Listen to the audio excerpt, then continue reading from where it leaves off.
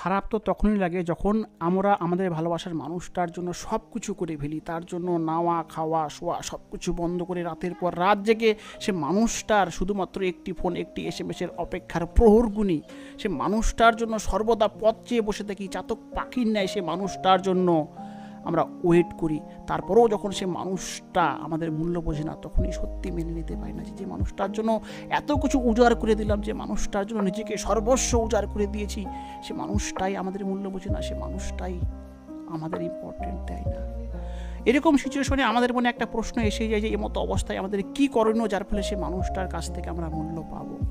আজকের এই ভিডিওটিতে আমি এই বিষয়ের উপরই তোমাদেরকে বেশ কিছু কথা বলবো, যার দ্বারা তোমরা তোমার ভালোবাসার মানুষটাকে যেরূপ ভালোবাসা দিয়েছো, যেরূপ ইম্পর্টেন্ট দিয়েছো, তোমরাও তাদের তরফ থেকে ইম্পর্টেন্ট পেতে বাধ্য।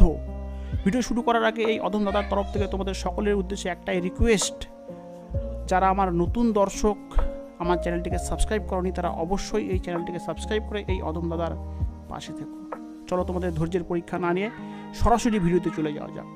সে মানুষটার কাছ থেকে গুরুত্ব পেতে গেলে মাত্র তোমাদেরকে দুটো জিনিস করতে হবে। দুটোর মধ্যে প্রথমটি হচ্ছে সে মানুষটার জন্য তুমি সর্বদাই অ্যাভেলেবেল থাকো। সে মানুষটা যখনই তোমাকে ডাকে তখনই তুমি তার কাছে চলে যাও। সে মানুষটা তোমার ফোন রিসিভ না করলেও তুমি বারবার তাকে ফোন করো। সে মানুষটার পেছনে সর্বদা পাগলের মতো পড়ে থেকো, যদিও না সে মানুষটার তোমার ডাকে সাড়া দেয়।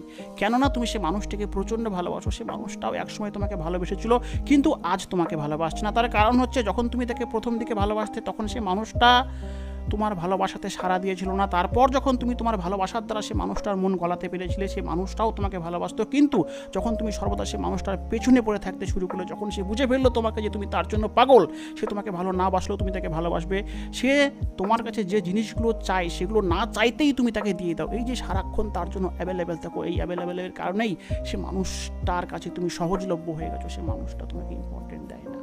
তুমি নিজেকে প্রশ্ন করে দেখো তো, কোনো একটা মানুষ যদি তোমাকে পাগলের মতো ভালোবাসে, সারাক্ষণ তোমার পেছনে পড়ে থাকে, তোমার ফোন কলের অপেক্ষার প্রহর গুণে যদি তুমি তাকে ফোন না করো, সে কান্নাকাটি করে, তবে সে মানুষটাকে তুমি কি একই রকমভাবে ফোন মেসেজ করবে?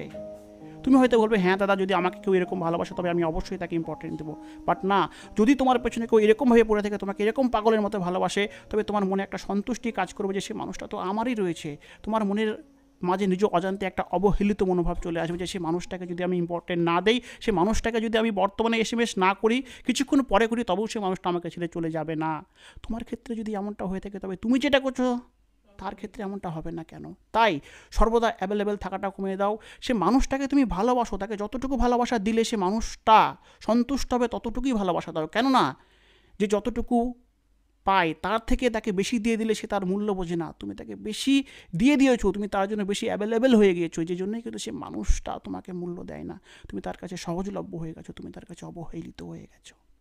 দ্বিতীয়টি হচ্ছে আমরা সে মানুষটিকে ভালোবেসে এতটাই তাদের প্রেমে পাগল হয়ে যায়, তাদের পেছনে পড়ে থাকতে থাকতে এতটাই মগ্ন হয়ে যায় যে আমরা নিজেদের প্রতি গুরুত্ব দিতেই ছেড়ে দিই। দেখো বন্ধুরা, তুমি সে মানুষটিকে ভালোবাসো, তার জন্য সব কিছু করো, যা যা করণীয় একজন প্রেমিক হিসাবে বা প্রেমিকা হিসেবে তুমি সব করো, কিন্তু নিজেকে ভালোবাসো আগে। কেননা যখন তুমি নিজেকে না ভালোবাসবে, তখন তোমার প্রতি তোমার এই অবহেলিত মনোভাবের কারণে কিন্তু তুমি নিজে সস্তা বানিয়ে ফেলার পাশাপাশি নিজের প্রতি অযত্নের কারণে কিন্তু তুমি দিন দিন দেখতে খারাপ হয়ে যাবে। তোমার মধ্যে যে ব্যক্তিত্ব, সেই ব্যক্তিত্ব থেকে তুমি কিন্তু দূরে সরে যাবে। আর কোনো একটা মানুষকে আমরা তখনই ইম্পর্টেন্ট দিই, তখনই ভালোবাসি, তখনই গুরুত্ব দিই, যখন সে মানুষটার সৌন্দর্যতার পাশাপাশি তার মধ্যে কোনো ব্যক্তিত্ব বলে বস্তু থেকে থাকে।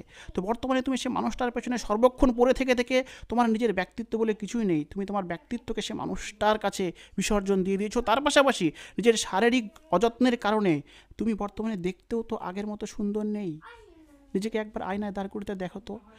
যখন তুমি সে মানুষটাকে প্রথম ইমপ্রেস করার চেষ্টা করেছিলে, তখন তোমার মধ্যে যে সৌন্দর্যতা ছিল, সে মানুষটাকে ভালোবাসার পরে সে মানুষটার কথা সারাক্ষণ চিন্তা করার ফলে রাত জেগে জেগে সে মানুষটার জন্য অপেক্ষার প্রহর গোনার কারণে আজ তোমার চোখের নিচে কালো দাগ পড়ে গেছে, তোমার শরীর শুকিয়ে গেছে। সে মানুষটা তোমার সঙ্গে ঠিকঠাক কথা বলে না, এই চিন্তা করে করে তুমি খাওয়া দাওয়া ঠিকঠাক করতে পারো না। কেননা ভালোবাসার ক্ষেত্রে এমনটা হয়ে থাকে। আমি নিজেও ভালোবেসেছি, আমি এগুলো তোমাদের ভাবনাগুলোকে সূক্ষ্মভাবে ফিল করছি। তাই তোমাকে একটাই কথা বলবো, সে মানুষটিকে ভালোবাসো, সে মানুষটির প্রতি যত্নশীল হও, কিন্তু তার পাশাপাশি নিজের প্রতি যত্নশীল হও, নিজেকে ভালোবাসো। যদি তুমি নিজেকে ভালোবাসতে না পারো, তবে কিন্তু সে মানুষটাও তোমাকে ভালোবাসবে না। তাই নিজের শারীরিক যত্ন নাও, নিজেকে একজন পারফেক্টলি মানুষ হিসেবে তার সামনে প্রেজেন্ট করো, নিজের ব্যক্তিত্বকে পুনরায় ফিরিয়ে নিয়ে আসো। আমি তোমাদের বলছি সেই মানুষটি তোমাকে ভালোবাসতে বাধ্য হবে। কেননা আমরা অপরের প্রতি তখনই অ্যাট্রাকটিভ হই যখন সে মানুষটার মধ্যে বিশেষ কিছু থেকে থাকে, যখন সে মানুষটার মধ্যে সৌন্দর্যতা কাজ করে। যদি তোমার মধ্যে সৌন্দর্যতা হারিয়ে ফেলো, যদি তোমার ব্যক্তিত্বকে বিসর্জন দিয়ে ফেলো, তবে সে মানুষটা কেন তোমাকে গুরুত্ব দিবে? তাই সে মানুষটার কাছ থেকে গুরুত্ব পেতে গেলে তুমি তোমার সৌন্দর্যতাকে ফিরে নিয়ে আসো, তুমি তোমার ব্যক্তিত্বকে পুনরায় আগের পজিশনে নিয়ে আসো। আমি তোমাকে গ্যারান্টি দিচ্ছি সে মানুষটা আবারও তোমাকে গুরুত্ব দেবে, 100% গুরুত্ব দেবে। এই অদম দাদার কথাগুলোকে বিশ্বাস করো। ভিডিও এখানেই শেষ করছি। ভিডিও কেমন লাগলো অবশ্যই কমেন্ট সেকশনে তোমরা তোমাদের মন্তব্য তুলে ধরো। ভালো লাগলে লাইক, কমেন্ট, শেয়ার করে এই অদম দাদার পাশে থেকো। Bye bye.